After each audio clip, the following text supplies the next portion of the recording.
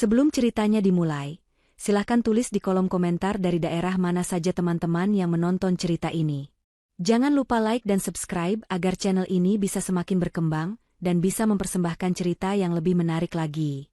Aroma semur daging yang kaya rempah menyambut Nadia begitu ia melangkah keluar dari dapur, membawa nampan berisi es buah sebagai hidangan penutup. Ruang makan di rumah Ibu Sulis, mertuanya, sudah ramai oleh gelak tawa. Di sekeliling meja makan yang besar dan memanjang, seluruh keluarga besar dari pihak suaminya, Damar, telah berkumpul. Ada paman dan bibi Damar, para sepupunya, bahkan beberapa keponakan yang masih kecil berlarian di sudut ruangan. Semua tampak sempurna. Sebuah potret keluarga bahagia yang sering dipamerkan Ibu Sulis di media sosialnya. Nadia tersenyum, senyum yang telah ia latih selama bertahun-tahun untuk menutupi riak di hatinya. Ia meletakkan nampan di meja dan mulai menuangkan es buah ke dalam gelas-gelas kosong. Wah, Nadia memang paling bisa diandalkan. Lihat, semua hidangan ini dia yang masak sendirian. Calon menantu idaman sekali. Puji salah seorang bibi Damar, yang Nadia tahu di belakangnya sering menyebutnya sebagai perempuan desa yang beruntung. Nadia hanya mengangguk sopan, menerima pujian palsu itu sebagai bagian dari ritual makan malam bulanan ini. Damar, yang duduk di kepala meja, tampak puas dengan pujian yang ditujukan untuk istrinya. Baginya, pujian untuk Nadia adalah pujian untuk seleranya dalam memilih pasangan. Ia mengangkat dagu sedikit, seolah berkata, "Lihat, istriku memang hebat." Nadia kembali duduk di kursinya, di samping Damar. Ia menyendok sedikit nasi dan menatap sekelilingnya. Wajah-wajah yang tersenyum padanya, tawa yang terdengar renyah, semua terasa seperti sebuah pertunjukan sandiwara besar dan ia adalah salah satu aktrisnya. Selama 5 tahun pernikahannya, ia telah belajar membaca topeng setiap orang di ruangan ini. Ia tahu senyum mana yang tulus dan mana yang menyembunyikan duri. Malam ini, ia merasakan duri-duri itu lebih tajam dari biasanya. Ibu Sulis, yang duduk di seberang Damar, menatapnya dengan sorot mata yang aneh, seolah sedang menilai mangsa sebelum menerkam. "Semurnya enak sekali, Nat," kata Damar sambil menambah nasi untuk kedua kalinya. "Bumbunya pas, persis seperti masakan ibu." "Tentu saja, kan resepnya dari ibu," sahut Nadia lembut. "Tapi entah kenapa, sepertinya ada yang kurang pas malam ini," Damar melanjutkan, meletakkan sendoknya dengan sedikit hentakan. Suasana yang tadinya riuh mendadak menjadi lebih senyap. Beberapa obrolan terhenti. "Sama seperti caramu mengatur jadwalku kemarin. Berantakan." Nadia mengerutkan kening. "Jadwal yang mana, Mas?" "Jadwal pertemuanku dengan Pak Tirtayasa. Kamu bilang pertemuannya diundur ke jam 3 sore, kan? Ternyata tidak ada perubahan sama sekali. Aku datang terlambat 1 jam dan hampir kehilangan proyek besar. Apa itu caramu mendukung suami?" Suara Damar mulai meninggi, tidak lagi terdengar seperti kritik biasa, melainkan sebuah tuduhan. Nadia menarik napas dalam-dalam, mencoba menjaga ketenangannya. Ia tahu persis jadwal yang dimaksud. "Bukan begitu, Mas. Sekretaris Pak Tirtayasa sendiri yang meneleponku pagi itu. Beliau bilang Pak Tirta ada urusan mendadak dan meminta jadwal diubah. Aku punya rekaman panggilannya kalau Mas tidak percaya. Aku sudah mencoba menelepon Mas, tapi ponsel Mas tidak aktif seharian." Penjelasan logis itu rupanya tidak diterima. Wajah Damar mengeras. "Alasan? Selalu saja ada alasan. Kamu ini istri atau bukan? Seharusnya kamu bisa mencari cara lain. Datangi kantorku. Kirim pesan ke asistenku. Kenapa kamu begitu teledor? Apa karena kamu terlalu sibuk mengurusi perusahaan rintisanmu itu sampai lupa tugas utamamu sebagai istri?" Tuduhan itu terasa seperti tamparan. Perusahaan yang Damar sebut, rintisan, itu adalah sumber utama kekayaan mereka. Perusahaan teknologi yang Nadia bangun dari nol, jauh sebelum ia mengenal Damar. Justru dari keuntungan perusahaan itulah Damar bisa hidup mewah dan membiayai gaya hidup keluarganya yang selangit. Tapi di depan keluarganya, Damar selalu memosisikan Nadia seolah-olah hanya seorang istri yang diberi kesibukan kecil agar tidak bosan di rumah. "Mas, itu tidak adil," balas Nadia, suaranya mulai bergetar, bukan karena takut, tapi karena amarah yang coba ia tahan. "Aku sudah melakukan tugasku. Aku tidak teledor. Mungkin ada miskomunikasi di pihak mereka." "Membantah? Sekarang kamu sudah berani membantah suamimu di depan semua orang?" Damar menggebrak meja. Gelas-gelas bergetar, dan beberapa keponakan kecil yang bermain di sudut ruangan terlonjak kaget lalu menangis. Keheningan yang mencekam menyelimuti meja makan. Semua mata kini tertuju pada mereka berdua. Nadia menatap suaminya, Pria yang pernah ia cintai, yang kini terlihat seperti orang asing yang penuh kebencian. Ia melihat kilat aneh di mata Damar, sebuah kepuasan, seolah inilah momen yang ia tunggu-tunggu. Di seberang meja, Ibu Sulis tidak berusaha menenangkan putranya. Sebaliknya, ia menyeringai tipis, seolah menikmati pertunjukan. "Aku sudah tidak tahan lagi," teriak Damar, suaranya menggema di seluruh ruangan. Ia berdiri dari kursinya, menunjuk lurus ke wajah Nadia. "Aku sudah muak dengan pembangkanganmu. Aku muak dengan sikap sok pintarmu. Aku muak dengan semuanya. Dengar semua, detik ini juga, di hadapan kalian sebagai saksi, aku jatuhkan talak 3 kepadamu." Dunia seakan berhenti berputar. Kata-kata itu, tajam dan final, menggantung di udara seperti vonis mati. Para paman dan bibi memasang ekspresi terkejut yang berlebihan, beberapa di antara mereka bahkan menutup mulut dengan tangan, seolah tidak percaya dengan apa yang baru saja mereka dengar. Namun, mata mereka tidak bisa berbohong. Ada kilatan rasa ingin tahu dan kepuasan di sana. Di tengah keheningan yang menyakitkan itu, sebuah suara tawa meledak. Tawa yang serak, keras, dan penuh kemenangan. Itu adalah suara Ibu Sulis. Ia ikut berdiri, menepuk tangannya seolah baru saja menyaksikan adegan terbaik dalam sebuah drama. "Bagus, Damar, bagus. Akhirnya kamu sadar juga, Nak," katanya, tawanya masih tersisa di napasnya. Ia berjalan mendekat, tatapannya menghujam Nadia yang masih duduk membeku. "Rasain, akhirnya anakku bebas dari beban sepertimu. Sekarang kamu jadi janda. Makanya jadi istri itu yang berguna sedikit. Jangan hanya jadi benalu yang bisanya cuma membantah suami. Kamu itu tidak ada apa-apanya tanpa anak saya." Hinaan itu diikuti oleh senyum-senyum sinis dari anggota keluarga lainnya. Mereka tidak lagi berpura-pura. Topeng mereka telah lepas. Mereka semua adalah bagian dari konspirasi ini. Mereka semua tahu malam ini akan berakhir seperti ini. Mereka datang untuk menyaksikan kejatuhan Nadia. Nadia merasakan jantungnya berdebar kencang, bukan karena sakit hati atau kesedihan. Tidak ada setetes pun air mata yang ingin keluar. Perasaan yang muncul justru aneh. Perasaan lega, seolah beban berat yang selama ini ia pikul akhirnya terlepas. Semua kepura-puraan telah berakhir. Semua sandiwara telah usai. Ia menatap wajah-wajah penuh cemooh di sekelilingnya, dari Ibu Sulis yang congkak, Damar yang arogan, hingga para ipar dan sepupu yang oportunis. Lalu, di tengah keterkejutan semua orang yang menunggunya menangis dan memohon, Nadia melakukan sesuatu yang tidak terduga. Ia perlahan mengangkat sudut bibirnya. Sebuah senyum tipis, dingin, dan penuh arti terukir di wajahnya. Senyum seseorang yang bukan saja sudah tahu akhir dari cerita ini, tapi juga sudah menulis babak selanjutnya.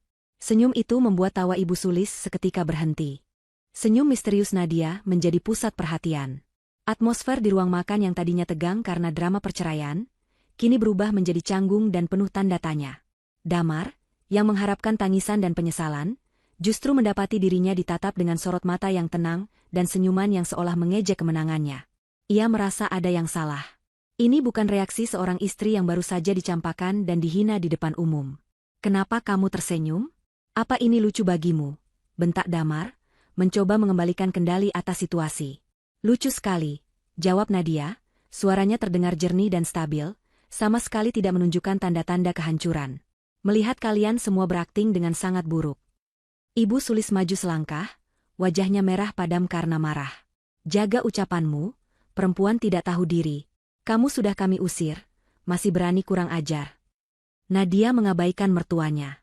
Pandangannya tetap tertuju pada Damar. "Jadi, ini rencananya? Membuat drama kecil, menyalahkanku atas sesuatu yang tidak aku lakukan, lalu menjatuhkan talak di depan semua orang agar kalian terlihat seperti pihak yang tersakiti." Sebelum Damar sempat menjawab, pintu depan rumah terbuka. Langkah kaki yang anggun terdengar mendekat. Seorang wanita muda, cantik, dengan gaun merah menyala yang memeluk tubuhnya dengan sempurna, melangkah masuk ke ruang makan. Wajahnya dipoles riasan tebal, dan senyumnya terlihat congkak. Ia berjalan lurus ke arah Damar dan tanpa ragu bergelayut manja di lengannya, seolah itu adalah hal paling wajar di dunia. Wanita itu adalah Sandra. "Sayang, akhirnya selesai juga dramanya," bisik Sandra cukup keras agar semua orang bisa mendengarnya. Ia melirik Nadia dari atas ke bawah dengan tatapan meremehkan. "Aku menunggu di mobil dari tadi, lama sekali." Kehadiran Sandra adalah pukulan terakhir yang mereka pikir akan menghancurkan Nadia. Kini semua kartu telah terbuka. Perselingkuhan Damar, yang selama ini coba Nadia abaikan demi menjaga keutuhan rumah tangganya, kini dipamerkan dengan bangga. Ibu Sulis segera merangkul Sandra dengan penuh kasih sayang, seolah Sandra adalah pahlawan yang datang untuk menyelamatkan. Ini baru menantu idaman ibu. Cantik, penurut, dan tahu cara menyenangkan hati suami. Bukan seperti benalu yang itu, katanya sambil menunjuk Nadia dengan dagunya.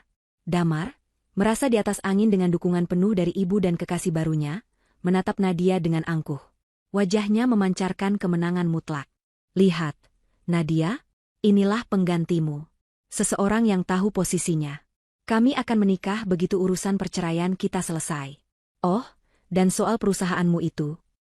Damar tertawa kecil, tawa yang dibuat-buat. Ah, lebih tepatnya, perusahaanku sekarang. Terima kasih, ya, sudah bekerja keras membangunnya untukku. Semua asetnya, semua keuntungannya, sekarang menjadi milikku. Anggap saja itu sebagai ganti rugi karena aku sudah membuang 5 tahun hidupku bersamamu.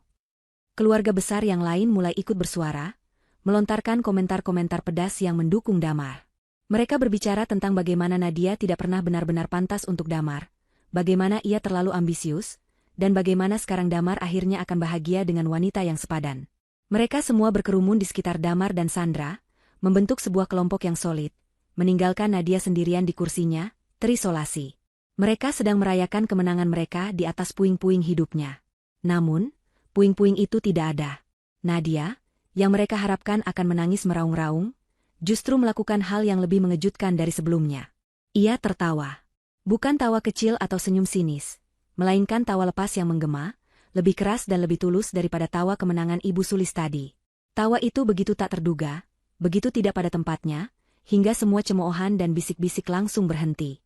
Semua mata kembali tertuju padanya, kali ini dengan ekspresi bingung dan sedikit ngeri. Perusahaanmu? Ulang Nadia setelah tawanya mereda, menyeka setitik air mata di sudut matanya yang keluar bukan karena sedih, tapi karena terlalu geli. Apa kamu yakin sudah membaca semua dokumennya dengan benar, Damar? Nada suaranya berubah, dari lembut menjadi dingin menusuk. Pertanyaan itu sederhana, namun mengandung ancaman tersembunyi yang membuat bulu kuduk semua orang yang mendengarnya berdiri. Damar berhenti tersenyum. Apa maksudmu? Pengacaraku sudah mengurus semuanya. Pengalihan saham sudah selesai. Semuanya sudah atas namaku. Pengacara yang mana? Pengacara murah yang kamu sewa dengan uangku itu? Balas Nadia. Apakah dia memberitahumu tentang klausul-klausul kecil di bagian paling bawah dokumen yang kamu tanda tangani dengan begitu bersemangat? Apakah kamu bahkan membacanya? Atau kamu terlalu sibuk merayakan kemenangan prematurmu? Wajah Damar mulai memucat. Ia melirik ibunya, mencari dukungan, namun Ibu Sulis juga tampak sama bingungnya. Mereka telah merencanakan ini selama berbulan-bulan, memastikan setiap langkah berjalan mulus. Mereka yakin telah menang. Tapi ketenangan dan pertanyaan tajam dari Nadia mulai meruntuhkan kepercayaan diri mereka. Ada sesuatu yang mereka lewatkan. Sesuatu yang sangat besar. Ini semua hanya gertakanmu saja, desis Ibu Sulis, mencoba terdengar yakin. Kamu sudah tidak punya apa-apa lagi. Kamu hanya mencoba menakut-nakuti kami. Nadia menatap mertuanya itu dengan tatapan kasihan. Ibu, selalu begitu meremehkanku. Ibu pikir aku ini sama bodohnya dengan anak kesayangan ibu. Nadia kemudian mengalihkan perhatiannya dari mereka semua. Ia meraih tas tangannya yang tergeletak di kursi sebelahnya. Dengan gerakan yang tenang dan elegan, ia mengeluarkan ponselnya. Jari jemarinya menari di atas layar, mengabaikan tatapan-tatapan tajam yang mengarah padanya. Hanya pertunjukan kecil yang membosankan. Gumam Nadia pada dirinya sendiri, cukup keras agar orang-orang di dekatnya bisa mendengar. Ia menemukan sebuah kontak di teleponnya dan menekan tombol panggil. Ia menyalakan pengeras suara, membiarkan nada sambung terdengar di keheningan ruang makan itu. Panggilan itu dijawab pada dering kedua. Halo, selamat malam, Nyonya Nadia. Suara seorang pria yang berat dan profesional terdengar dari pengeras suara. Selamat malam, Pak Agung, sapa Nadia, suaranya tetap tenang. Saya harap saya tidak mengganggu waktu istirahat Anda. Tidak sama sekali, Nyonya. Ada yang bisa saya bantu? Damar dan Ibu Sulis saling pandang. Pak Agung? Mereka kenal nama itu. Pak Agung adalah salah satu pengacara korporat paling disegani dan paling mahal di negeri ini. Pengacara yang pernah ingin mereka sewa, namun biayanya terlalu tinggi. Apa urusan Nadia dengannya? Pak Agung, silakan datang ke alamat yang sudah saya kirimkan tadi. Datang sekarang, perintah Nadia. Dan tolong, bawa semua hadiah yang sudah kita siapkan untuk keluarga Tuan Damar. Sepertinya mereka sudah tidak sabar untuk membukanya. Pesta sesungguhnya baru akan dimulai. Perintah Nadia kepada Pak Agung melalui telepon terdengar, seperti dentuman lonceng di tengah keheningan yang mencekam. Nama besar sang pengacara dan nada bicara Nadia yang penuh otoritas menciptakan riak kegelisahan di antara keluarga Damar. Wajah-wajah yang tadinya penuh cemooh kini dipenuhi kebingungan dan kecurigaan. Damar menatap Nadia, mencoba mencari tanda-tanda kebohongan atau gertakan, namun yang ia temukan hanyalah ketenangan yang solid seperti batu karang.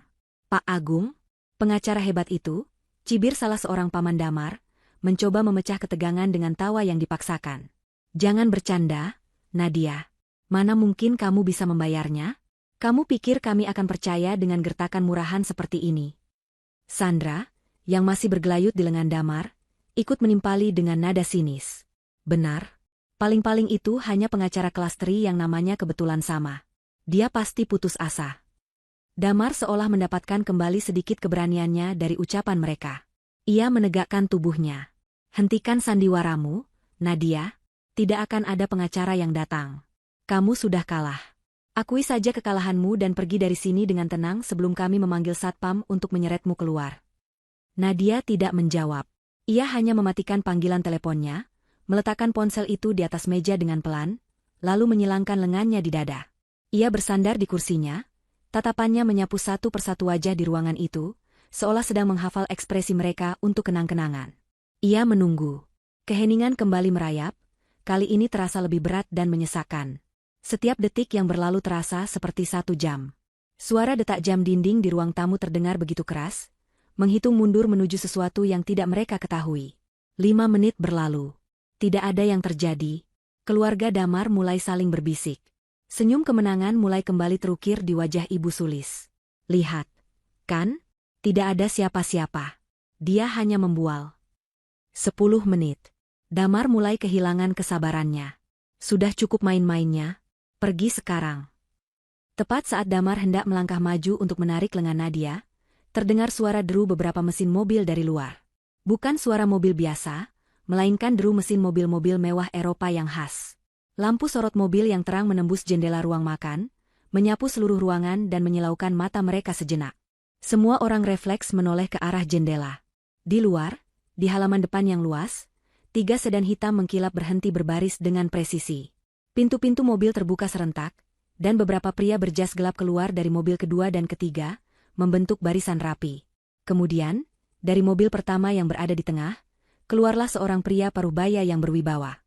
Sosoknya tinggi tegap, rambutnya yang mulai memutih di bagian pelipis justru menambah karismanya. Jas yang ia kenakan terlihat sangat mahal, dan langkahnya saat berjalan menuju pintu utama memancarkan kepercayaan diri dan kekuasaan.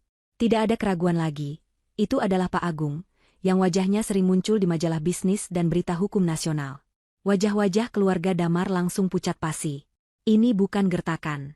2 orang asisten membukakan pintu utama untuk Pak Agung. Ia melangkah masuk, diikuti oleh timnya yang masing-masing membawa koper kerja dari kulit berwarna hitam. Kehadiran mereka langsung mengubah dinamika ruangan. Aura intimidasi yang mereka bawa membuat ruang makan yang besar itu terasa sempit. Pak Agung berhenti sejenak di ambang pintu ruang makan, matanya yang tajam langsung menemukan Nadia. Ia mengangguk singkat dengan hormat. Nyonya Nadia.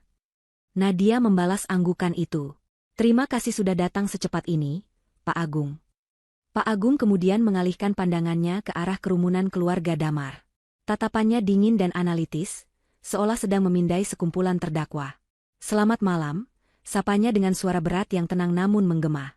Saya Agung Wijoyo. Saya di sini atas nama klien saya, Nyonya Nadia Setiarini, untuk meluruskan beberapa kesalahpahaman fatal yang tampaknya sedang terjadi. Damar dan Ibu Sulis membeku di tempat. Mereka tidak pernah menyangka Nadia memiliki koneksi setingkat ini.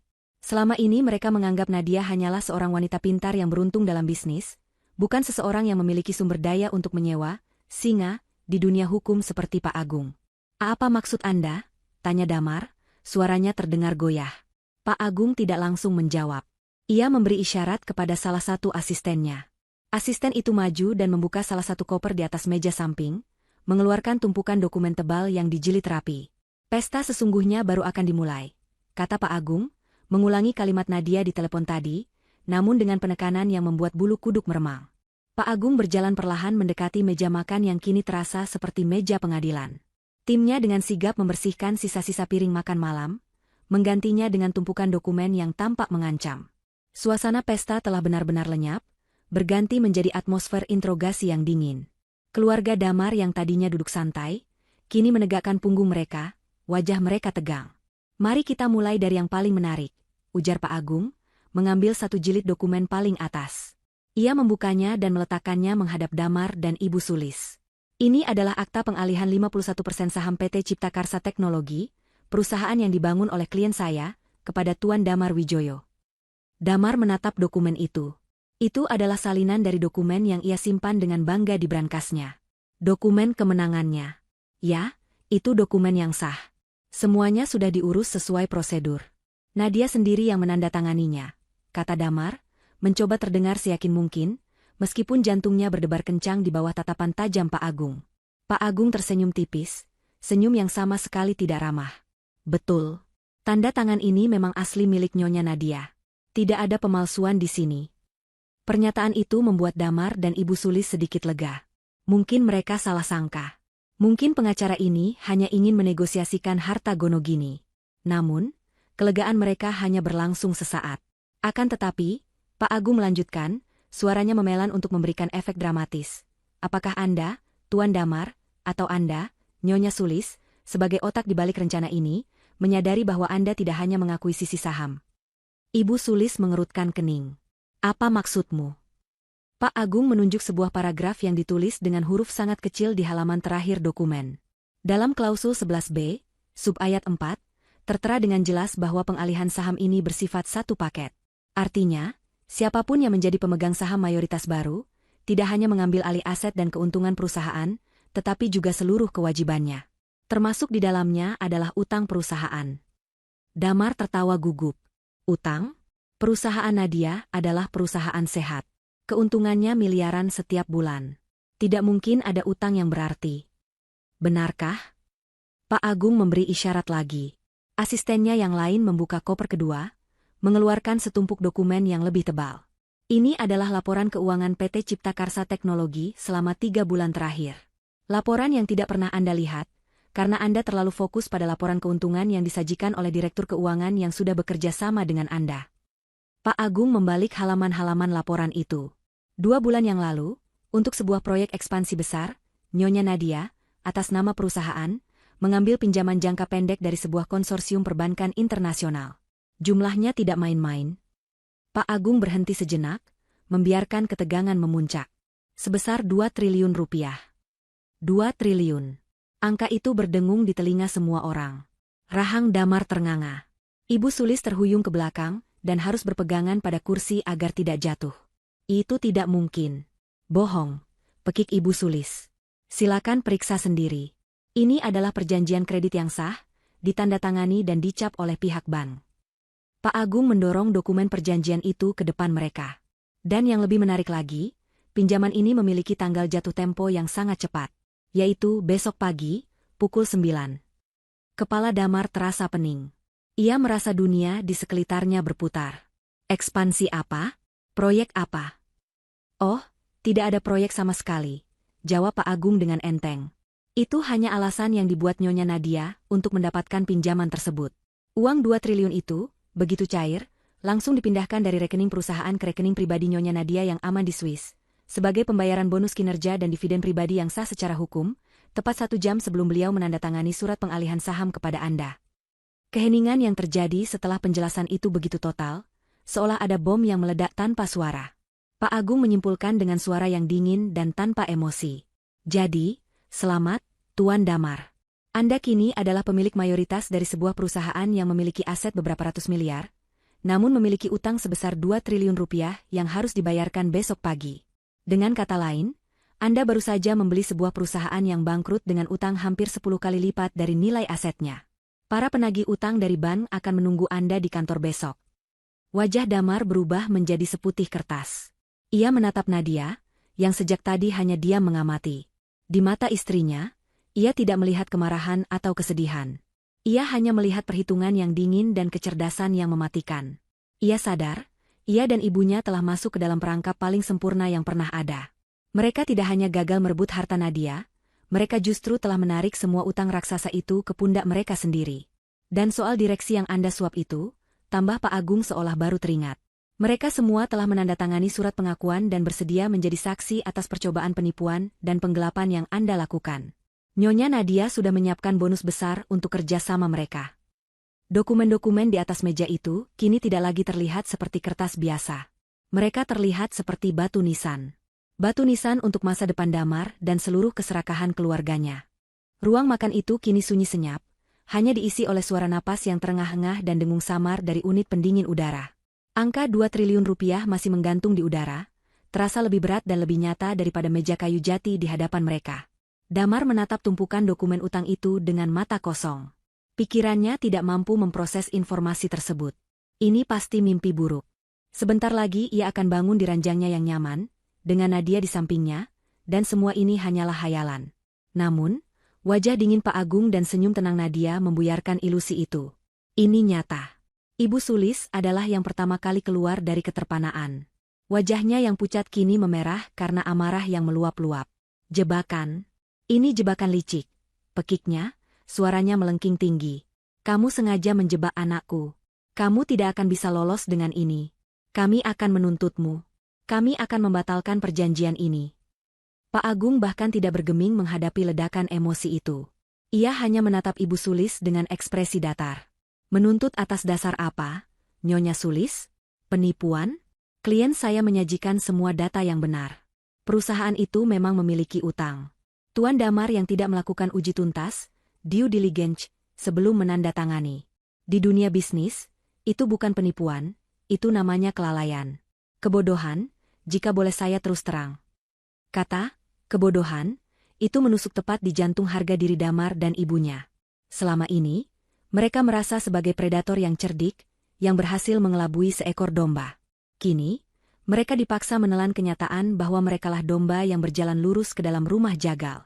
Dan soal membatalkan perjanjian, lanjut Pak Agung sambil merapikan kembali tumpukan dokumen, saya rasa itu akan sangat sulit.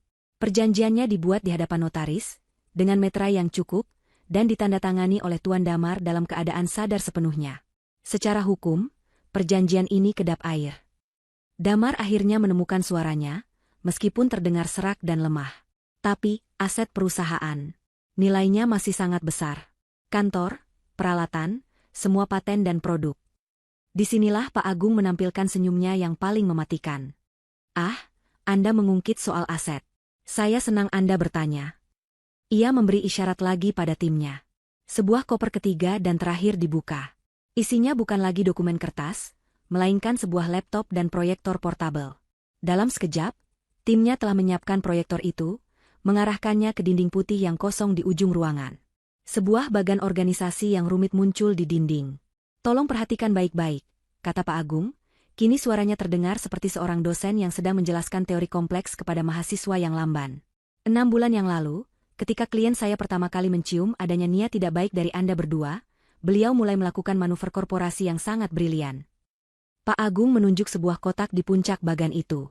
Nyonya Nadia mendirikan sebuah entitas bisnis baru, sebuah holding company yang terdaftar di Singapura, dengan nama NS Perkasa Holding. NS adalah inisial dari namanya, Nadia Setiarini. Ia kemudian menunjuk ke kotak di bawahnya, yang bertuliskan PT Cipta Karsa Teknologi. Perusahaan yang Anda akuisisi, Tuan Damar, hanyalah ini. Sebuah cangkang. Cangkang, bisik Damar. Tepat sekali. Bayangkan sebuah kelapa. Anda berhasil merebut sabut dan batoknya, tapi isinya, santan dan daging buahnya yang paling berharga, sudah dipindahkan ke tempat lain. Pak Agung menjelaskan dengan sabar. Selama 5 bulan terakhir, secara bertahap dan sepenuhnya legal, Nyonya Nadia telah memindahkan semua aset vital dari PT Cipta Karsa Teknologi ke NS Perkasa Holding. Apa saja aset vital itu? Layar proyektor berganti, menampilkan daftar panjang. Pertama, seluruh hak kekayaan intelektual. Kode sumber untuk semua perangkat lunak. Paten untuk semua teknologi yang dikembangkan, semua merek dagang. Semuanya kini dimiliki oleh NS Perkasa Holding. PT Cipta Karsa hanya memegang lisensi untuk menggunakannya, dan lisensi itu akan berakhir otomatis begitu kepemilikan mayoritas berpindah tangan. Lisensi itu sudah berakhir tepat saat Anda menandatangani akta tadi sore. Wajah para teknisi di keluarga Damar yang tadinya sombong kini menjadi pias. Mereka tahu apa artinya itu. Perusahaan itu kini tidak punya produk untuk dijual. Kedua, lanjut Pak Agung tanpa jeda, seluruh basis data klien. Daftar klien korporat, kontrak-kontrak jangka panjang yang bernilai triliunan, semuanya dialihkan ke NS Perkasa Holding.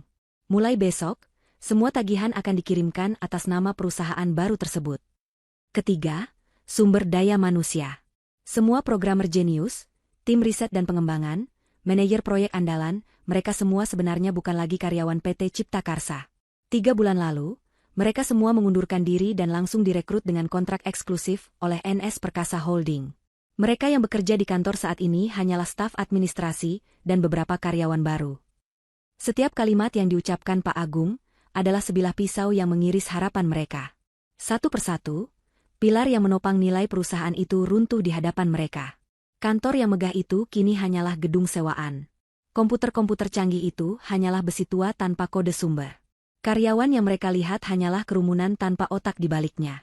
Jadi, Pak Agung menyimpulkan sambil mematikan proyektor, perusahaan yang Anda dapatkan, Tuan Damar, adalah sebuah nama besar tanpa produk, tanpa klien, tanpa karyawan kunci, dengan gedung kantor yang sewanya akan jatuh tempo bulan depan, dan utang sebesar 2 triliun rupiah yang harus Anda bayar besok pagi. Kali ini, Ibu Sulis tidak lagi berteriak. Ia terduduk lemas di kursinya, matanya menatap kosong ke depan. Seluruh energi dalam tubuhnya seolah tersedot habis. Rencana agung yang ia susun selama setahun terakhir, konspirasi yang ia banggakan, kini hancur berkeping-keping menjadi debu. Bukan hanya gagal, rencananya justru menjadi bumerang yang menghancurkan putranya sendiri. Damar menunduk, menatap kedua tangannya yang gemetar di atas meja. Rasa malu, marah, dan putus asa bergejolak di dalam dadanya, hingga ia merasa sesak napas. Ia telah dipermainkan. Ia, yang selalu merasa dirinya paling pintar dan paling hebat, ternyata hanyalah pion bodoh dalam permainan catur yang dirancang oleh istrinya sendiri. Di tengah kehancuran itu, Nadia akhirnya angkat bicara untuk pertama kalinya sejak kedatangan Pak Agung. Suaranya terdengar jelas di ruangan yang sunyi itu. Aku memberimu kesempatan, Damar, katanya, tatapannya lurus menusuk ke dalam mata suaminya. Berkali-kali. Aku melihatmu mulai berubah. Aku tahu ibumu meracuni pikiranmu, aku bahkan tahu tentang Sandra sejak awal. Aku diam, berharap kamu sadar dan kembali menjadi pria yang dulu kunikahi. Tapi kamu memilih jalan ini. Kamu memilih keserakahan. Jadi, jangan salahkan aku. Salahkan dirimu sendiri yang terlalu buta untuk melihat bahwa kamu sedang menggali kuburanmu sendiri. Setelah membongkar habis-habisan kebangkrutan PT Cipta Karsa Teknologi, Pak Agung memberi jeda beberapa saat. Ia membiarkan informasi yang menghancurkan itu meresap sepenuhnya ke dalam benak setiap anggota keluarga Damar. Ia melihat kepanikan mulai menyebar. Para paman dan bibi yang tadinya berpihak pada Damar kini saling berbisik.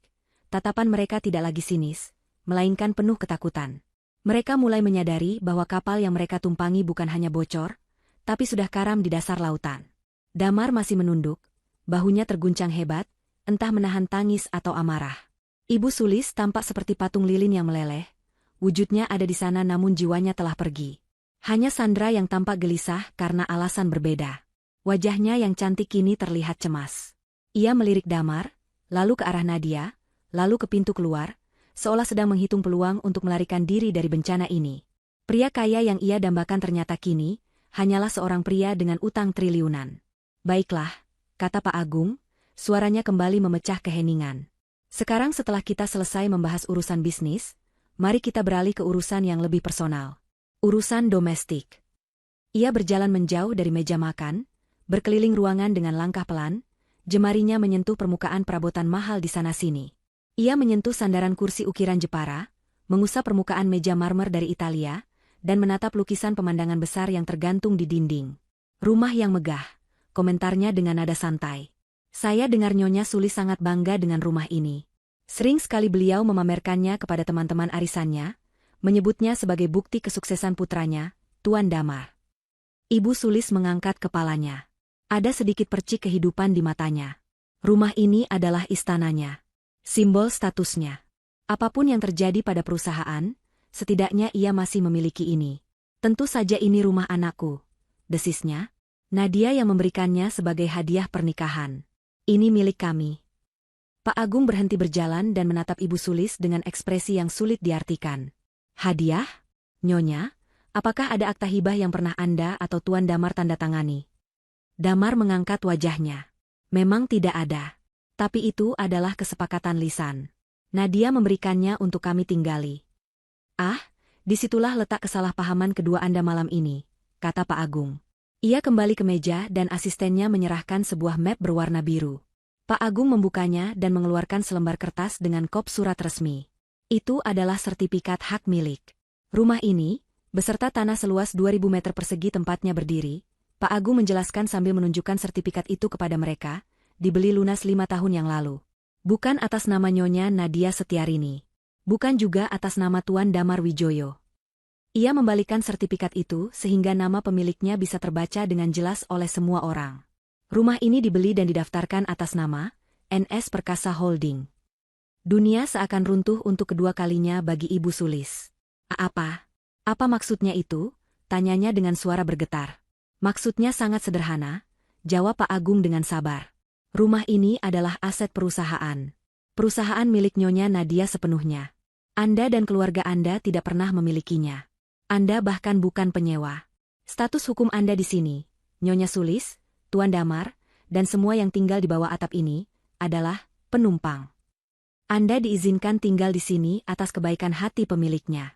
Dan kebaikan hati itu, saya khawatir, sudah berakhir malam ini. Pak Agung lalu meletakkan beberapa lembar sertifikat lain di atas meja, menyebarnya seperti kartu remi.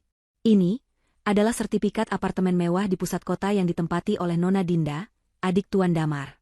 Juga atas nama NS Perkasa Holding. Seorang wanita muda di sudut ruangan terkesiap ngeri. Yang ini, sertifikat ruko 3 lantai di kawasan bisnis yang dijadikan butik oleh Nyonya Ranti, ipar Tuan Damar. Milik NS Perkasa Holding. Wanita lain di samping suaminya memegang dadanya, wajahnya pucat. Dan yang ini, dan yang ini. Pak Agung terus meletakkan sertifikat demi sertifikat. Villa di puncak, rumah di kota lain untuk orang tua dari salah seorang sepupu. Semuanya ternyata adalah aset perusahaan Nadia. Kini, kepanikan itu meledak menjadi kekacauan. Aliansi keluarga itu pecah seketika. Mereka tidak lagi melihat Nadia sebagai musuh bersama. Musuh mereka sekarang adalah Damar dan Ibu Sulis, yang keserakahannya telah menyeret mereka semua ke dalam jurang kehancuran. Jadi selama ini kami tinggal di rumah Nadia, pekik adik Damar, Dinda. Kenapa kamu tidak pernah bilang, Mas? Kamu bilang Mas yang membelikannya untukku. Butikku. Butik itu adalah hidupku. Jerit sang ipar, Ranti. Damar, Sulis, apa yang telah kalian lakukan? Ruangan itu kini penuh dengan tuduhan dan saling menyalahkan. Damar dan Ibu Sulis kini menjadi target kemarahan seluruh keluarga mereka sendiri. Mereka benar-benar sendirian. Di tengah kekacauan itu, Pak Agung mengangkat tangannya, meminta perhatian. Ajaibnya, semua orang langsung diam. Mohon tenang, katanya dengan nada berwibawa. Klien saya, Nyonya Nadia, adalah orang yang murah hati. Beliau tidak akan mengambil properti-properti itu. Ada secercah harapan di mata beberapa anggota keluarga. Dengan segera, lanjut Pak Agung. Beliau akan memberikan waktu 1 bulan bagi Anda semua yang menempati properti tersebut untuk mengosongkannya. Anggap saja itu sebagai pesangon. Harapan itu langsung padam, digantikan oleh keputusasaan. Pak Agung kemudian kembali memfokuskan perhatiannya pada Damar dan Ibu Sulis. Ia menatap mereka dengan tatapan dingin, lalu mengucapkan kalimat yang menjadi paku terakhir bagi peti mati mereka. Adapun untuk rumah ini, peraturannya sedikit berbeda. Mengingat apa yang telah terjadi malam ini, toleransi sudah tidak ada lagi. Ia menatap berkeliling ke setiap sudut istana palsu itu. Dengan kata lain, ujar Pak Agung, suaranya tenang namun setiap katanya terasa seperti sabetan pedang, Anda semua saat ini adalah tamu tak diundang di rumah Nyonya Nadia. Kalimat terakhir Pak Agung, Anda semua saat ini adalah tamu tak diundang di rumah Nyonya Nadia. Terasa lebih dingin daripada hembusan pendingin udara di ruangan itu. Status mereka yang tadinya adalah keluarga terhormat, pemilik istana megah, kini dalam sekejap direduksi menjadi segerombolan penumpang liar. Kekacauan yang sempat meledak karena perebutan properti kini, mereda menjadi gumaman putus asa. Mereka menatap Damar dan Ibu Sulis bukan lagi dengan amarah, melainkan dengan tatapan jijik. Keduanya adalah arsitek dari malapetaka ini.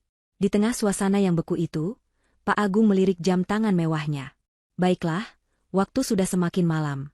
Ada satu urusan administratif terakhir yang perlu kita selesaikan malam ini, sebelum klien saya bisa beristirahat dengan tenang di rumahnya sendiri. Satu urusan terakhir. Kata-kata itu terdengar mengerikan. Apalagi yang tersisa untuk diambil?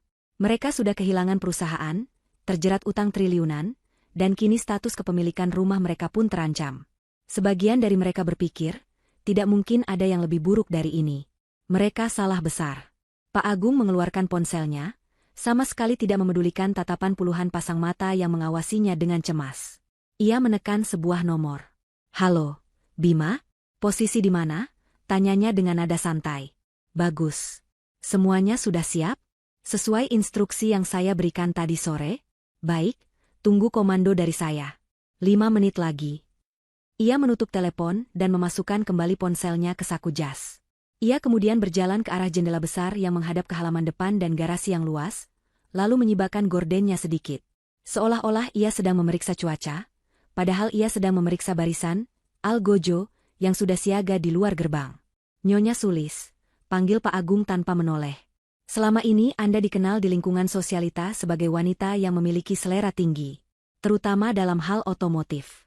Mercedes S-Class berwarna perak yang biasa Anda gunakan untuk pergi ke arisan dan pamer ke teman-teman Anda, itu mobil yang sangat nyaman, bukan?"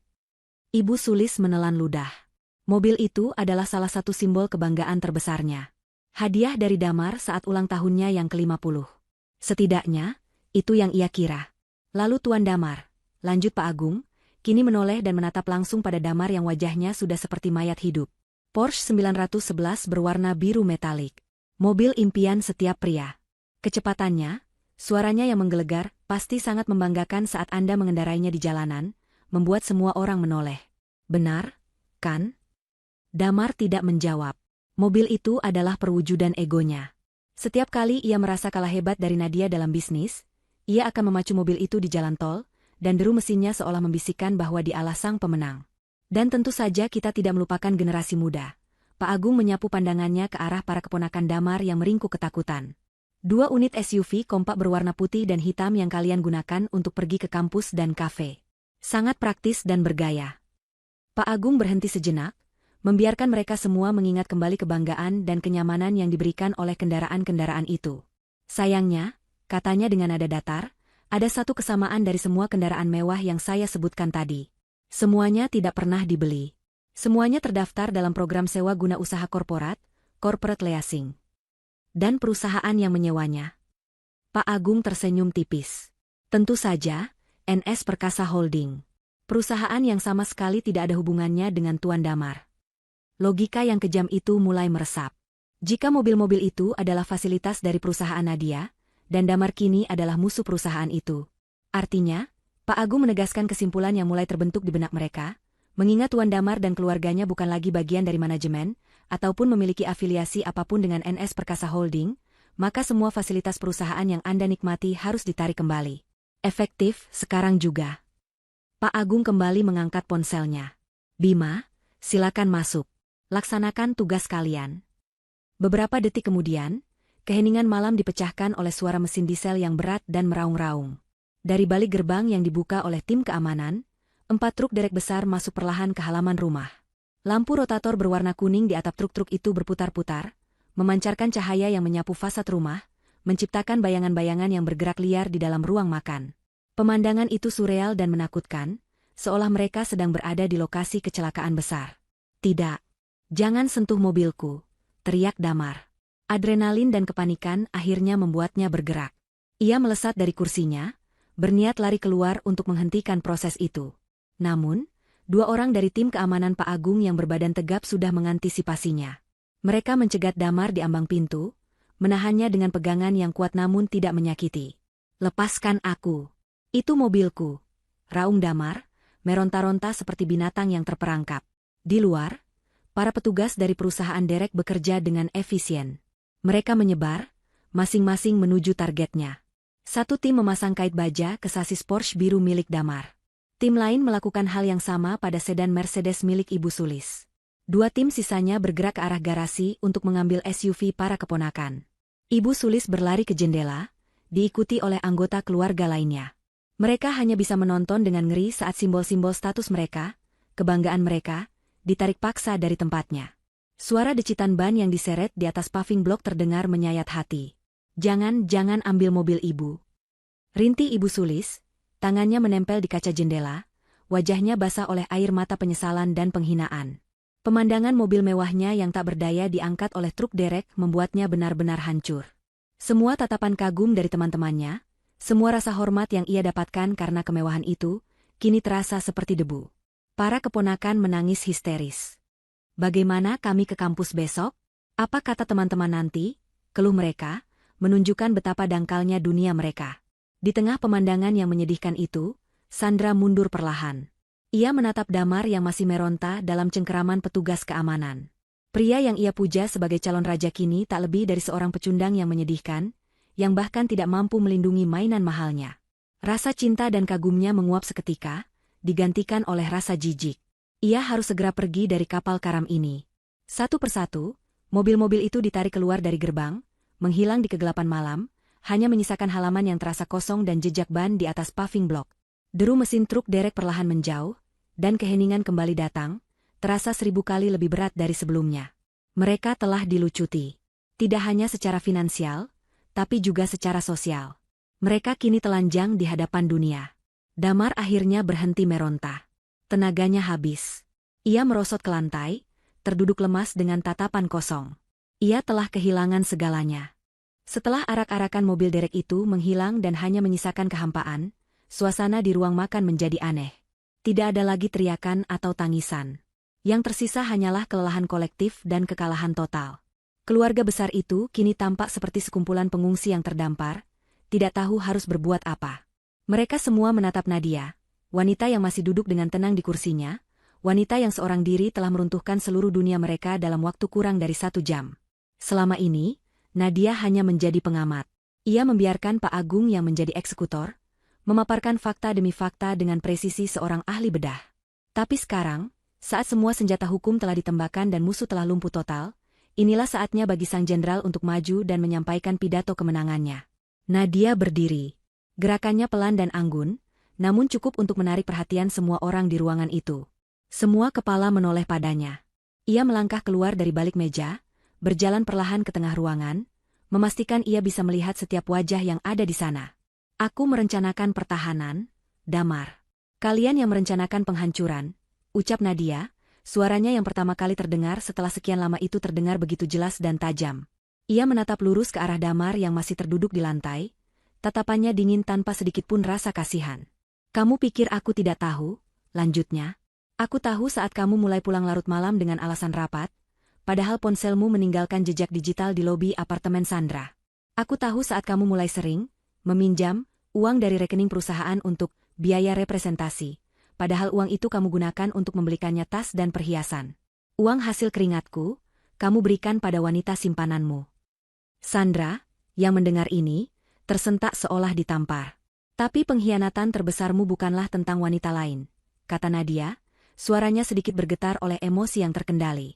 Pengkhianatan terbesarmu adalah saat aku melihatmu duduk di ruang kerja ayahku, di kursi yang dulu ia duduki, dan kamu tertawa bersama ibumu, merencanakan cara mengambil alih semua yang telah ia dan aku bangun.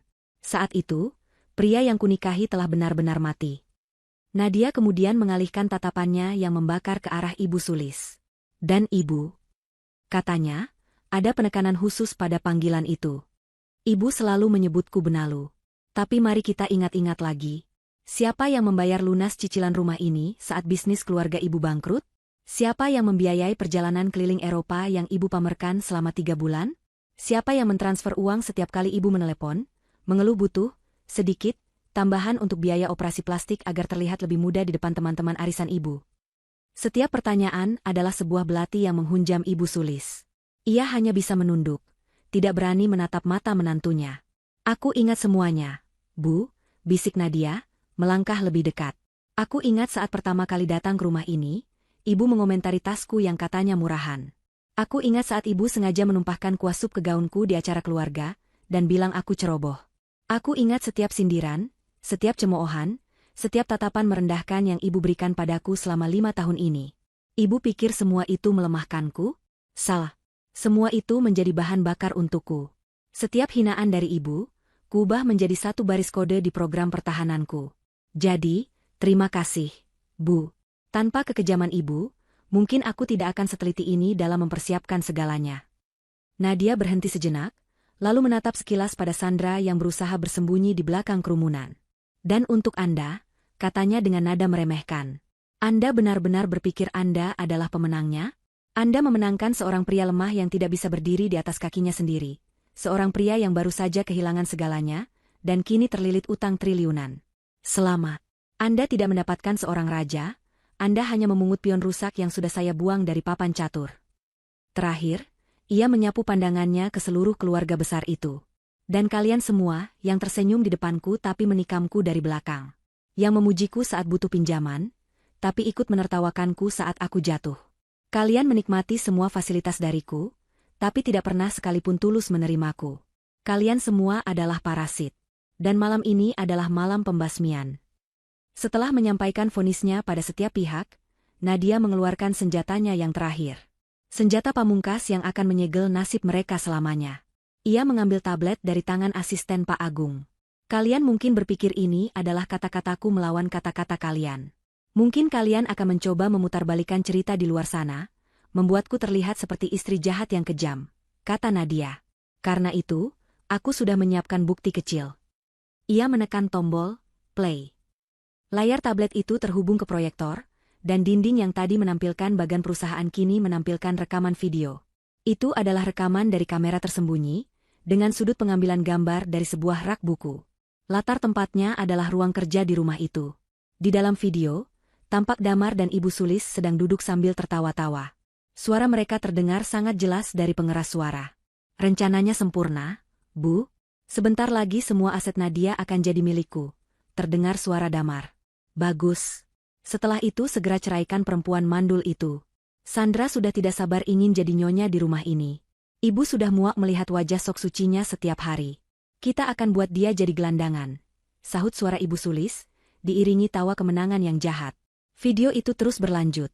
Berisi semua detail rencana busuk mereka, semua hinaan dan makian untuk Nadia. Pak Agung angkat bicara. Rekaman ini, beserta kesaksian dari para direksi yang Anda coba suap, lebih dari cukup untuk mengajukan tuntutan pidana atas percobaan penipuan, penggelapan, dan pencemaran nama baik. Hukumannya, saya jamin, tidak ringan. Itulah akhir dari segalanya. Tidak ada lagi jalan keluar. Tidak ada lagi celah untuk membantah. Mereka benar-benar tamat. Nadia mematikan rekaman itu. Ruangan kembali senyap, hanya diisi oleh suara isak tangis yang tertahan. Ia menatap wajah-wajah yang hancur di hadapannya tanpa sedikit pun emosi. Pak Agung, kata Nadia, suaranya kini kembali tenang, namun mengandung otoritas seorang ratu yang baru saja merebut kembali tahtanya. Tugas Anda di dalam sudah selesai. Sekarang, saya ingin Anda dan tim keamanan Anda melakukan satu hal lagi.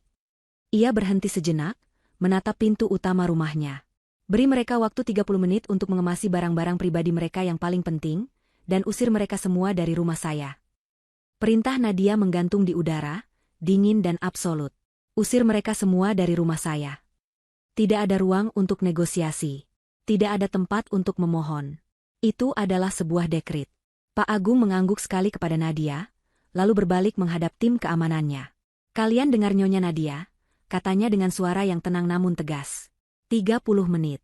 Bantu, para tamu, ini mengemasi barang-barang pribadi mereka. 1 koper atau 2 tas per orang. Tidak lebih. Pastikan tidak ada aset perusahaan atau properti milik Nyonya Nadia yang ikut terbawa. Lakukan dengan sopan, tapi tegas. Tim keamanan yang sejak tadi berdiri siaga di sudut-sudut ruangan kini bergerak maju. Mereka tidak kasar, namun kehadiran mereka yang tegap dan wajah mereka yang tanpa ekspresi mengirimkan pesan yang jelas. Perlawanan adalah sia-sia. Saat itulah realitas menampar mereka semua dengan keras. Keputusan itu final. Mereka benar-benar diusir. Kepanikan yang tadinya sempat meredak kini meledak menjadi histeria. 30 menit? Itu tidak mungkin, jerit Dinda, adik Damar. Bajuku saja ada 3 lemari. Tasku. Sepatuku. Ini gila. Ini tidak manusiawi.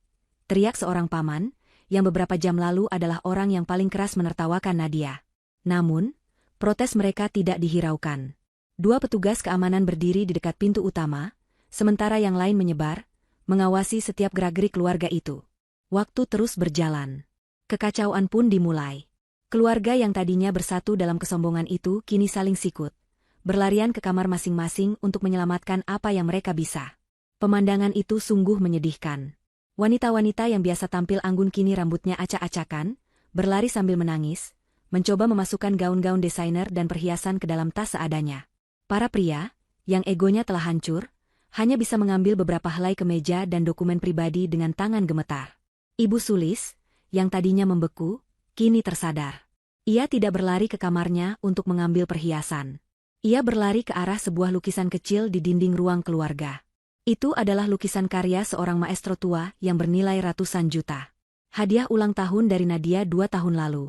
Saat tangannya hendak meraih lukisan itu, seorang petugas keamanan dengan sopan menghalangi jalannya. "Maaf, Nyonya. Lukisan ini adalah aset inventaris rumah. Tidak bisa dibawa," katanya dengan suara datar. "Tapi ini milikku. Ini hadiah," pekik Ibu Sulis. Semua hadiah bernilai tinggi yang diberikan oleh Nyonya Nadia secara hukum dianggap sebagai bonus yang terikat dengan aset perusahaan, bukan hibah pribadi. Itu tertulis dalam kontrak fasilitas keluarga yang dulu ditandatangani oleh Tuan Damar, sahut Pak Agung dari seberang ruangan, tanpa mengalihkan pandangannya dari jam tangannya. Setiap detail telah dipersiapkan. Tidak ada celah sedikit pun. Di tengah hiruk-pikuk itu, Damar masih terduduk di lantai, belum bergerak. Pikirannya kosong. Ia melihat keluarganya berlarian seperti tikus di kapal yang karam, dan ia adalah kapten yang menenggelamkan kapal itu. Rasa bersalah, malu, dan hampa melumpuhkannya. Sandra, di sisi lain, adalah yang paling tenang.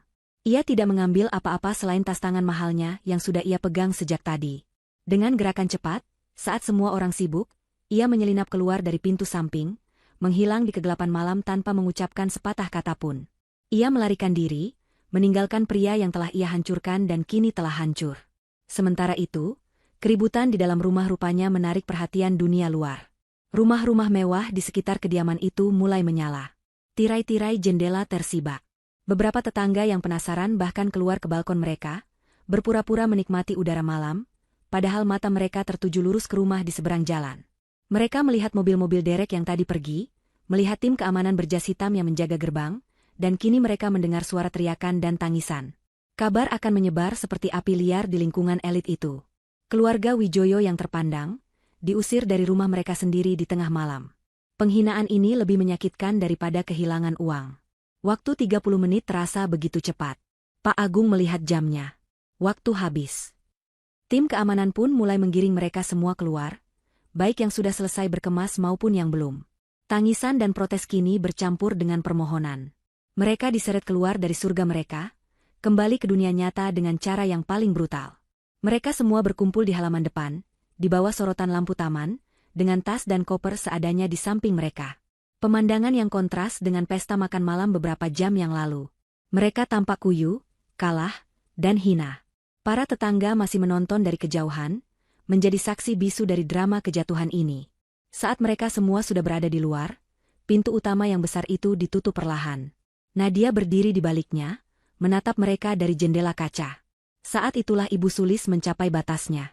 Kehilangan perusahaan, terjerat utang, kehilangan rumah, kehilangan mobil, dan kini kehilangan muka di depan semua orang.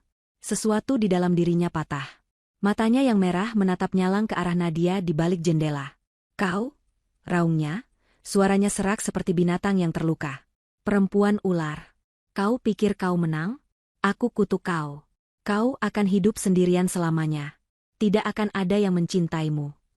Dengan sisa tenaga yang ia miliki, Ibu Sulis berlari, menerjang ke arah pintu, berniat menghancurkan kaca dan menyerang Nadia. Itu adalah ledakan terakhir dari seorang tiran yang kehilangan kekuasaannya. Namun, gerakannya lambat dan penuh keputusasaan. Sebelum ia bahkan bisa mencapai anak tangga pertama, dua petugas keamanan dengan sigap mencegatnya. Mereka memegang lengannya, dan perlawanan Ibu Sulis pun berakhir. Ia meronta-ronta, namun cengkeraman mereka terlalu kuat. Ia kini tak lebih dari seorang wanita tua yang histeris dan tak berdaya. Nadia, dari balik jendela, hanya menatap pemandangan itu tanpa berkedip. Wajahnya tidak menunjukkan rasa takut, marah, atau bahkan puas. Hanya kekosongan. Kutukan dan amukan Ibu Sulis tidak lagi bisa menyentuhnya. Wanita di hadapannya itu sudah bukan siapa-siapa lagi baginya. Gerbang utama yang tinggi menjulang itu akhirnya ditutup dengan suara dentuman pelan, menyegel nasib mereka. Di luar gerbang, di bawah cahaya lampu jalan yang redup, berdiri keluarga besar Damar, kini terusir dan tanpa tujuan. Mereka mulai saling berteriak, saling menyalahkan atas malapetaka yang menimpa. Damar hanya berdiri diam di tengah mereka. Seorang raja yang telah kehilangan kerajaannya, dikelilingi oleh puing-puing keluarganya yang hancur. Di dalam rumah, keheningan terasa begitu pekat setelah suara-suara sumbang itu menghilang. Nadia masih berdiri di dekat jendela, menatap gerbang yang tertutup rapat. Pak Agung mendekatinya dengan langkah pelan. Semuanya sudah selesai, Nyonya Nadia, katanya dengan nada hormat. Tim saya akan berjaga di luar sampai besok pagi untuk memastikan tidak ada gangguan. Nadia berbalik. Terima kasih, Pak Agung. Untuk semuanya.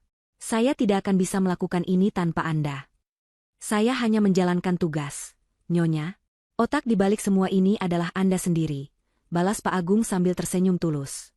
Setelah berpamitan, ia dan sisa timnya pun meninggalkan rumah itu, membiarkan Nadia sendirian di dalam istananya yang telah direbut kembali. Nadia tidak langsung beristirahat. Ia berjalan perlahan menyusuri setiap ruangan di lantai bawah. Ia melihat meja makan yang berantakan, sisa-sisa pesta terakhir mereka. Ia melihat kursi tempat Ibu Sulis biasa duduk dan menghakiminya.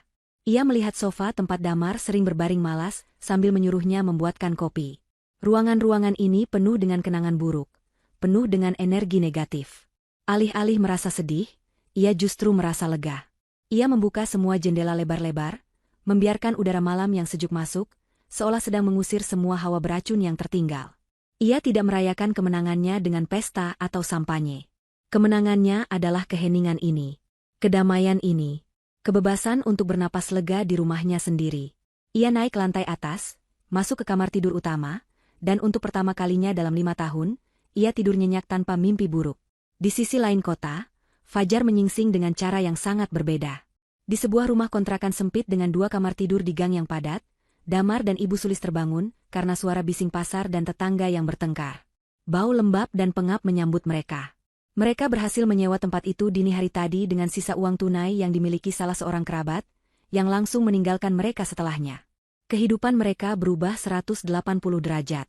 Ibu Sulis, yang biasa bangun dan dilayani sarapan, kini harus berurusan dengan dapur yang kotor dan kompor gas yang kadang menyala kadang tidak. Wajahnya terlihat 10 tahun lebih tua, hanya dalam 1 malam. Ia tidak lagi banyak bicara, hanya tatapan kosong dan sesekali gumaman menyalahkan Damar. Damar sendiri menjadi bayangan dari dirinya yang dulu. Tanpa pekerjaan, tanpa uang, dan dengan lilitan utang 2 triliun atas namanya, ia benar-benar berada di titik nol. Setiap hari ia mencoba mencari pekerjaan, namun berita tentang kejatuhannya menyebar cepat di kalangan bisnis. Tidak ada yang mau mempekerjakan seorang penipu yang bodoh. Ia harus menjual satu-satunya barang berharga yang tersisa, jam tangan pemberian ayahnya, hanya untuk makan selama beberapa minggu. Pertengkaran hebat dengan ibunya menjadi menu sehari-hari. Mereka terperangkap dalam neraka kemiskinan dan penyesalan yang mereka ciptakan sendiri. Beberapa bulan berlalu. Kehidupan terus berjalan. Suatu sore, Nadia duduk di ruang kerjanya yang kini terasa lapang dan terang. Di dinding, tergantung fotonya bersama mendiang ayahnya, tersenyum bahagia. Perusahaannya, NS Perkasa Holding, berkembang pesat. Ia baru saja menandatangani kesepakatan kerjasama besar dengan sebuah perusahaan multinasional. Ia berhasil, lebih berhasil dari yang pernah ia bayangkan. Namun, bukan itu yang membuatnya tersenyum hari ini. Di hadapannya, di atas meja, tergeletak sebuah proposal. Proposal untuk mendirikan sebuah yayasan dan rumah aman bernama Rumah Harapan Setiarini. Sebuah tempat untuk membantu, memberdayakan, dan memberikan perlindungan hukum bagi para wanita korban kekerasan dalam rumah tangga dan penipuan ekonomi. Ia mengambil pulpennya, dan dengan tangan yang mantap, menandatangani proposal itu. Rasa sakit masa lalunya telah bertransformasi menjadi kekuatan untuk menolong orang lain. Ia menemukan tujuan hidup yang baru, yang jauh lebih besar dari sekadar keuntungan bisnis. Pada saat yang hampir bersamaan, di rumah kontrakan yang pengap, Damar sedang duduk di depan sebuah televisi tabung 14 inci yang gambarnya sering bergoyang. Ibunya terbaring sakit di kamar, terlalu lemah untuk mengomel hari ini. Sebuah acara berita sore sedang tayang. Tiba-tiba, wajah yang sangat ia kenal muncul di layar. Wajah Nadia. Ia tampil sebagai narasumber dalam sebuah acara talk show, berbicara tentang peluncuran yayasan barunya. Ia terlihat begitu bercahaya, begitu tenang, dan begitu kuat. Di bawah namanya di layar tertulis, Nadia Setiarini, filantropis CEO NS Perkasa Holding. Damar hanya bisa menatap layar dengan nanar. Setiap kata-kata inspiratif yang keluar dari mulut Nadia terasa seperti tamparan baginya. Itulah wanita yang ia sia-siakan. Itulah kehidupan yang ia buang. Itulah warisan yang seharusnya menjadi milik mereka bersama. Kini, ia hanya bisa menjadi penonton abadi dari kesuksesan wanita yang pernah ia coba hancurkan.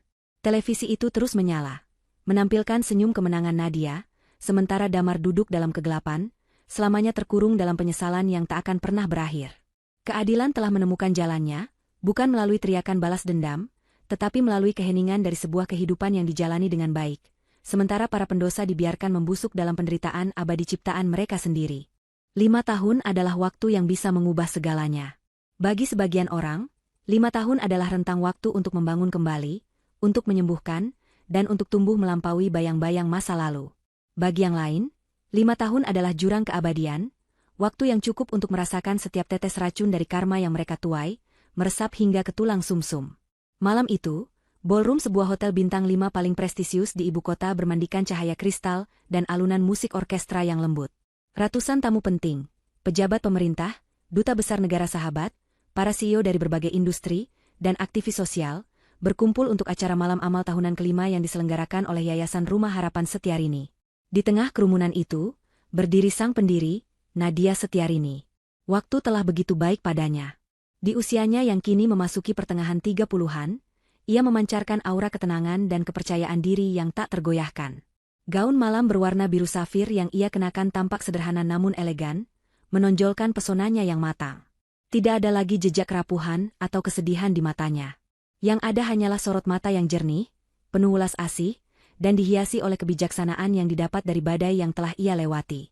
Di sisinya berdiri seorang pria jangkung yang tampak serasi, Aditya Rahman. Seorang arsitek ternama yang mendedikasikan sebagian besar waktunya untuk merancang dan membangun rumah-rumah aman bagi yayasan secara pro bono. Hubungan mereka bukan lagi rahasia. Mereka adalah pasangan yang dikagumi banyak orang, bukan karena kekayaan atau status, melainkan karena rasa saling menghormati dan visi bersama untuk menciptakan perubahan. Aditya menatap Nadia bukan dengan tatapan kepemilikan seperti yang dulu Damar lakukan, melainkan dengan tatapan penuh kekaguman pada seorang partner yang setara. Saat tiba waktunya untuk berpidato, Nadia melangkah ke atas panggung. Seluruh ballroom hening, semua mata tertuju padanya. "Selamat malam, Bapak, Ibu, dan para sahabat seperjuangan," sapanya, suaranya yang hangat dan jernih memenuhi seluruh ruangan. 5 tahun yang lalu, yayasan ini lahir dari sebuah mimpi. Mimpi bahwa tidak ada lagi wanita yang harus merasa sendirian saat menghadapi kegelapan. Mimpi bahwa setiap luka bisa diubah menjadi kekuatan, dan setiap air mata bisa menjadi benih untuk taman harapan yang baru. Ia tidak pernah menceritakan detail kisah pribadinya di depan umum. Ia tidak perlu. Karyanya berbicara lebih keras daripada cerita apapun. Malam ini, lanjutnya, kita tidak hanya merayakan 5 tahun berdirinya sebuah yayasan. Kita merayakan 5 tahun dari ribuan kehidupan yang telah kita sentuh. Kita merayakan keberanian para ibu yang berhasil lepas dari siklus kekerasan, kemandirian para wanita yang membangun kembali bisnis mereka dari nol, dan senyum anak-anak yang kini bisa tidur nyenyak tanpa rasa takut. Tepuk tangan membahana. Nadia tersenyum, senyum yang tulus dari lubuk hatinya. Di tengah gemuruh tepuk tangan itu, pikirannya sejenak melayang. Ia teringat malam yang dingin 5 tahun lalu, di sebuah meja makan yang penuh dengan wajah-wajah penuh kepalsuan dan kebencian. Ia teringat rasa sakit dan pengkhianatan. Namun, anehnya, tidak ada lagi rasa pahit yang tersisa. Kenangan itu kini terasa seperti menonton film lama tentang orang lain. Ia telah menang, bukan pada malam saat ia mengusir mereka, tetapi pada setiap pagi selama 5 tahun ini saat ia bangun dan memilih untuk menjadi lebih baik, lebih kuat, dan lebih berbelas kasih. Kemenangan sejatinya adalah kedamaian yang ia rasakan saat ini. Di belahan lain kota yang sama, di bawah terik matahari yang menyengat, seorang pria kurus dengan kulit legam terbakar sedang mengaduk campuran semen dan pasir di dalam sebuah gerobak dorong. Wajahnya tirus, tatapannya seringkali kosong, dan rambutnya yang kusam dipenuhi debu bangunan. Tangannya yang dulu terbiasa memegang pulpen mahal dan setir mobil sport kini kapalan dan penuh luka gores. Pria itu adalah Damar. Kejatuhannya begitu cepat dan begitu total. Setelah diusir, utang 2 triliun itu menjadi vonis mati bagi reputasinya. Dinyatakan bangkrut oleh pengadilan, namanya masuk daftar hitam di seluruh lembaga keuangan. Tidak ada perusahaan yang mau menerimanya, bahkan untuk posisi paling rendah sekalipun. Teman-teman sosialitanya menghilang bak ditelan bumi. Satu-satunya pekerjaan yang bisa ia dapatkan adalah menjadi kuli bangunan, pekerjaan kasar yang mengandalkan otot, sesuatu yang tidak pernah ia latih seumur hidupnya. Setiap hari adalah siksaan yang sama. Ia bangun sebelum fajar di kamar kos sempit berukuran 3x3 meter, makan nasi bungkus murah, lalu berangkat ke proyek. Ia bekerja di bawah perintah mandor yang sering memakinya, mengangkat beban berat, dan menerima upah harian yang hanya cukup untuk menyambung hidup. Siang itu, saat istirahat, ia duduk di bawah naungan sebatang pohon, menyantap makan siangnya. Beberapa kuli lain berkumpul di dekatnya, menonton berita dari ponsel salah seorang dari mereka. Tiba-tiba, wajah Nadia muncul di layar ponsel yang kecil itu, sedang diwawancarai tentang acara malam amalnya. Wah, hebat sekali ya, Bu Nadia ini. Sudah cantik, kaya raya, baik hati pula, komentar salah seorang kuli. Iya, aku dengar dulu suaminya jahat sekali, selingkuh dan mau merebut hartanya. Tapi sekarang suaminya itu jadi gelandangan, kena karma, sahut yang lain. Damar menundukkan kepalanya dalam-dalam, berharap wajahnya yang kotor oleh debu membuatnya tidak dikenali. Setiap kata pujian untuk Nadia terasa seperti sabetan cemeti di punggungnya. Ia tidak lagi marah. Amarahnya telah lama padam, terkikis oleh kelelahan dan keputusasaan. Yang tersisa hanyalah penyesalan yang tak bertepi. Di malam-malam yang sunyi di kamar kosnya, ia sering terjaga, dihantui oleh bagaimana jika. Bagaimana jika ia tidak mendengarkan bisikan racun ibunya? Bagaimana jika ia menghargai wanita cerdas dan tulus yang ada di sisinya? Bagaimana jika ia memilih cinta daripada keserakahan? Pertanyaan-pertanyaan itu tidak memiliki jawaban, hanya menyisakan lubang hitam di dalam jiwanya. Ia kini adalah arwah gentayangan yang terperangkap dalam neraka penyesalannya, dipaksa untuk menyaksikan dari kejauhan, surga yang pernah ia miliki dan ia hancurkan dengan tangannya sendiri. Di sebuah panti jompo milik pemerintah di pinggiran kota, seorang wanita tua duduk sendirian di kursi rodanya, menghadap ke jendela yang berdebu. Wanita itu adalah Ibu Sulis. Setelah hidup menggelandang selama beberapa bulan, stres dan depresi memicu serangan stroke ringan yang melumpuhkan sebagian sisi tubuhnya. Damar, yang sudah tidak memiliki apa-apa, dengan berat hati menyerahkannya ke panti jompo. Kondisinya adalah cerminan dari jiwanya, pahit dan lumpuh. Ia menghabiskan hari-harinya dengan mengomel dan mengutuk. Ia mengutuk Damar yang jarang menjenguknya, mengutuk para perawat yang dianggapnya tidak becus, dan di atas segalanya, ia mengutuk Nadia. Nama Nadia menjadi racun yang selalu keluar dari bibirnya. Para penghuni panti lainnya menghindarinya. Ia menjadi sosok yang terisolasi, persis seperti perlakuan yang pernah ia berikan pada Nadia dulu. Keluarga besarnya yang lain, mereka telah lama menghilang. Dinda, adiknya Damar, harus menjual apartemen pemberian Nadia, yang ternyata masih atas nama Nadia dan hanya dipinjamkan, dan kini bekerja sebagai staf administrasi biasa. Ranti, iparnya, butiknya bangkrut dan kini menjadi ibu rumah tangga biasa di sebuah rumah sederhana. Mereka semua memutuskan hubungan dengan Damar dan Ibu Sulis, menyalahkan keduanya sebagai sumber dari segala kemalangan mereka. Keluarga yang dulu disatukan oleh uang, kini tercerai-berai saat uang itu lenyap. Suatu hari, seorang relawan muda membawakan majalah bekas untuk para penghuni panti. Di sampul majalah itu, terpampang foto Nadia dan Aditya yang sedang tersenyum bahagia, dengan judul utama, Pasangan Filantropis Menginspirasi Bangsa. Ketika majalah itu sampai ke tangan Ibu Sulis, matanya yang kusam menyala dengan kebencian. Dengan tangannya yang masih berfungsi, ia merobek-robek sampul majalah itu menjadi serpihan-serpihan kecil. Namun, tindakannya itu tidak memberikan kepuasan, hanya menampakkan betapa tak berdayanya ia. Ia bisa merobek fotonya, tapi ia tidak akan pernah bisa merobek kenyataan. Dan Sandra? Setelah meninggalkan Damar malam itu, ia mencoba peruntungannya dengan beberapa pria kaya lainnya. Namun, reputasinya sebagai pelakor yang gagal total sudah menyebar di kalangan atas.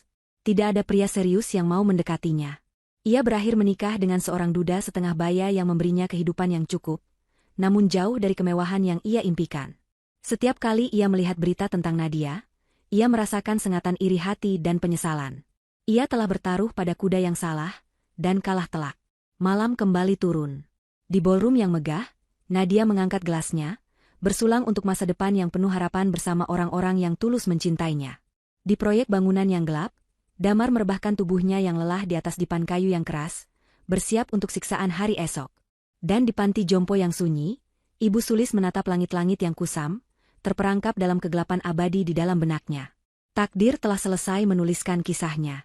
Bukan dengan tinta balas dendam yang kelam, melainkan dengan tinta emas keadilan. Mereka yang menanam angin, telah menuai badai yang tak berkesudahan. Dan dia yang pernah coba mereka kubur dalam badai, ternyata adalah benih yang tumbuh menjadi pohon harapan yang kokoh, menaungi banyak orang di bawahnya.